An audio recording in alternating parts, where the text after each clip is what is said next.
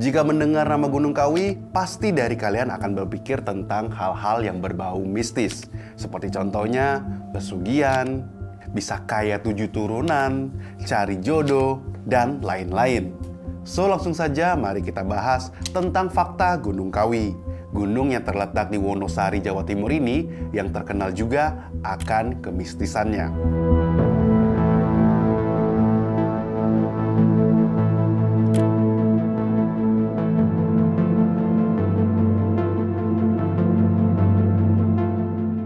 Oke, sebelum kita bahas mistisnya Gunung Kawi, kita bahas dulu sejarahnya ya. Soalnya Gunung Kawi ini ternyata penuh akan sejarah loh, yang dimana sejarahnya sedikit tertutup oleh topik ya mistis-mistisnya ya.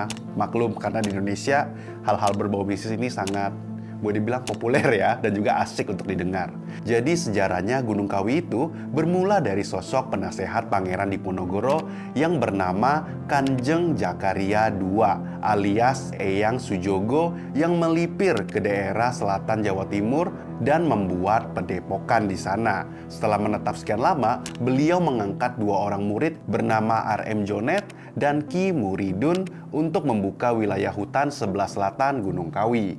Mereka berdua bersama dengan Mbah Wonosari membawa 2 pusaka bernama Kudi Caluk dan Kudi Pecok yang akhirnya menjadi daerah Gunung Kawi seperti yang kita lihat sekarang. Lokasi makam 1871, gapura makamnya ini teman-teman bisa. Ini adalah tulisan aksara Jawanya teman-teman. Jadi makamnya jadi dalam sana. Guys, mohon maaf ya jika aku ada salah nyebutin nama ataupun hal-hal yang berbau Jawa karena memang ya lidahnya bukan lidah Jawa ya. Nah, Gunung Kawi ini terkenal oleh pesarean atau pemakaman yang dikeramatkan. Di pesarean itu terdapat makam Kanjeng Kiai Jakaria II yang wafat 22 Januari 1871 dan Raden Mas Iman Sujono yang wafat di tanggal 8 Februari 1876. Selama hidupnya, kedua tokoh ini banyak membantu menyebarkan agama Islam hingga sampai kematiannya. Karismanya tiada pudar ya, terbukti dengan banyaknya peziarah yang datang ke pesarean terutama di saat 1 Muharram atau 1 Suro. Jadi dulu itu Gunung Kawi masih belum menjadi tempat pesugihan ya, cuma sebatas tempat bersejarah dan tempat ziarah saja. Nah, dikarenakan banyak peziarah ke Gunung Kawi, terjadilah pemukiman baru ya, yang dimana tempat pengusingan banyak orang yang berkunjung ke wilayah Gunung Kawi, mulai dari suku Jawa, luar Jawa, etnis Tionghoa, hingga mancanegara. Nah, Gunung Kawi ini memiliki banyak sebutan ya, diantaranya Gunung Putri Tidur. Karena jika dipandang dari sisi sebelah timur, tepatnya dari arah kota Malang, dan sisi barat dari kota Kesamben, Gunung Kawi ini terlihat seperti wanita yang sedang tidur, lengkap dengan kepala yang berada di sebelah selatan, sampai dada dan kaki yang menjuntai ke arah utara. Hal ini juga lahir mitos-mitos bahwa Gunung Kawi adalah sosok putri tidur yang menjelma menjadi gunung gitu loh. Jadi sebenarnya Gunung Kawi ini banyak sekali mitos-mitosnya ya, tapi nggak akan aku bahas semua tentang mitosnya. Kita fokus dulu ke sejarah dan faktanya. Nah, tapi kok sekarang Gunung Kawi terkenal akan mistisnya ya, dan banyak orang percaya jika pesugihan di gunung ini bisa menjadi kaya 7 turunan. Kayaknya kita udah sering dengar ya, pengen kaya 7 turunan, yuk ke Gunung Kawi yuk, orang ngejok-ngejok atau lelucon. Nah, ini sedikit unik nih, karena berkat adilnya seorang dari negara Cina yang bernama Tam Yang. Kok bisa ya? So, mari kita bahas supaya nggak pusing. Ini semua juga berkat sosok seorang bangsawan Keraton Jogja yang bernama Raden Mas Surjoko Kusumo atau yang lebih dikenal sebagai Eyang Jugo. Ia dikenal sebagai guru yang konon berhasil menyembuhkan wabah kolera di Jawa Timur dan juga menyebarkan agama Islam ya. Tidak hanya itu, Eyang Jugo juga dikatakan menjadi penasehat spiritual dan pengawal Pangeran Diponegoro. Namun setelah kekalahan dan pengasingan Pangeran Diponegoro ke Manado di tahun 1830, Eyang Jugo ini dikabarkan melepas atribut kebangsaannya dan pergi mengembara. Nah, kaitan Eyang Jugo dengan Tam Yang ini kita akan langsung bahas ya. Dalam mengembaranya ini, Eyang Jugo pernah melakukan perjalanan ke dataran Cina ya, dan bertemu dengan seorang perempuan hamil yang kehilangan suaminya atau janda. Lalu Eyang Jugo ini membantu ekonomi janda yang hidup ini yang waktu itu dilanda kemiskinan ya. Nah, Eyang Jugo ini juga terkenal seorang yang sangat dermawan dan baik hati. Makanya dia bantu janda ini ya, walaupun dia nggak kenal ini siapa gitu. Tentu saja perempuan ini sangat senang ya dan berterima kasih dengan bantuan Eyang Jugo. Nah, ketika Eyang Jugo hendak kembali ke Pulau Jawa, dia berpesan kepada janda itu ya di negeri Cina agar anaknya jika udah lahir dan besar disuruh datang ke Gunung Kawi di Pulau Jawa. Anak janda miskin inilah yang bernama Tamyang.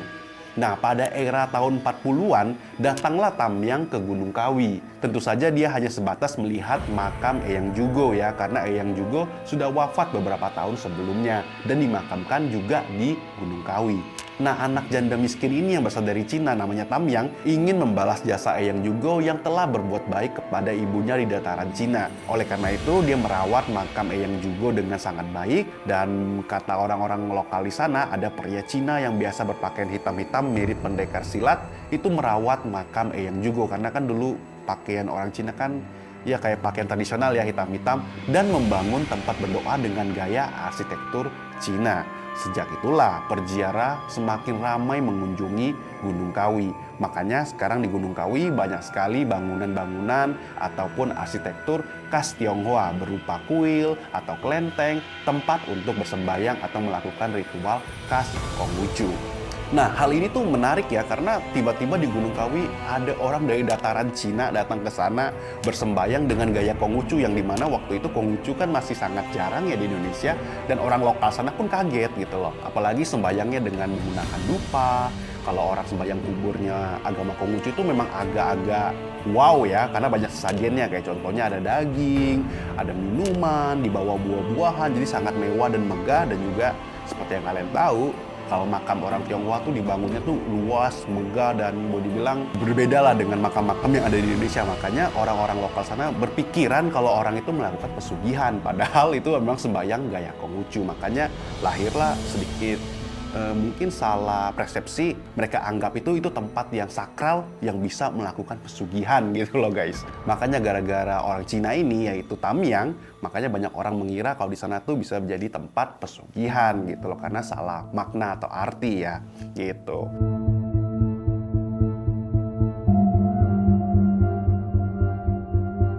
Memang ini faktanya Gunung Kawi dan makam Eyang Jugo ini cukup populer loh di mata orang-orang Tionghoa Indonesia. Karena kan aku orang Tionghoa ya, aku juga tahu banget dari kecil itu aku sering dengar nama Gunung Kawi, padahal aku nggak tahu Gunung Kawi itu di mana.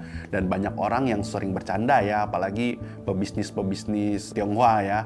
Yuk kita ke Gunung Kawi yuk, biar bisa kita kaya raya atau bisa bisnis kita sukses atau ingin mencari kesehatan, jodoh, kayak gitu-gitulah. Pokoknya banyak sekali jok-jok ataupun konteks-konteks yang mengarah ke Gunung Kawi dan kebanyakan itu ngomongnya tentang pesugihan ya guys gitu loh.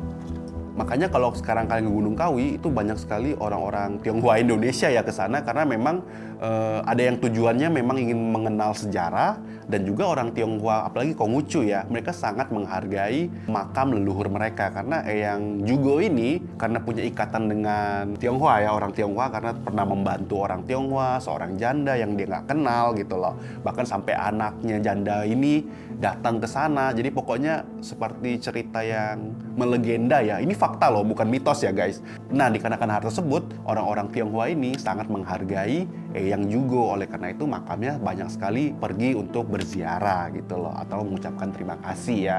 Tapi juga ada yang memang ke sana tujuannya untuk pesugihan macam-macam lah guys. Aku nggak tahu ya pesugihan itu apa karena aku belum pernah lakuin. Tapi ada orang ke sana untuk kesehatan, untuk mencari jodoh ataupun ingin bisnisnya besar ataupun menjadi kaya raya sampai 7 keturunan gitu loh.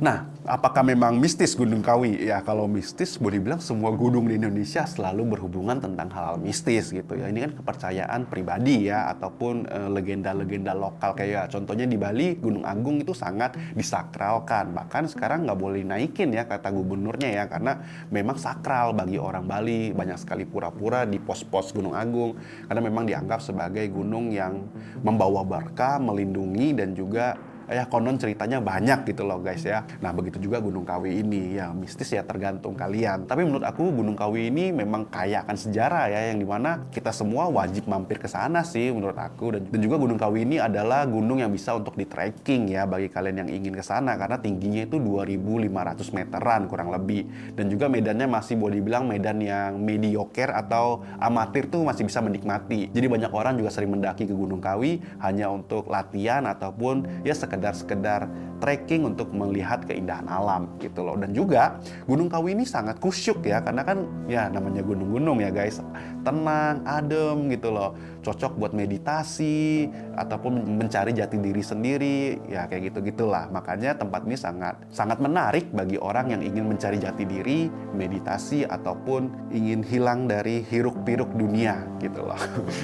So kurang lebih seperti itu sejarah singkat ya Gunung Kawi, kenapa sekarang banyak sekali pesugihan dan juga banyak sekali orang-orang yang kesana untuk berziarah, karena memang sejarahnya sangat panjang dan sangat banyak. Ini pun yang aku ceritakan hanya sedikit ya, dan yang aku ceritakan ini ya fakta-fakta ya guys, bukan mitos ya. Apalagi kalau kita ngomongin mitos kayaknya nggak akan ada habisnya. So bagi kalian yang punya mitos ataupun sejarah-sejarah lain tentang Gunung Kawi, boleh tulis di kolom komen, nanti aku juga baca dan juga penonton-penonton lain bisa baca gitu loh. So ya, I'm Rick SNT, see you di video berikutnya.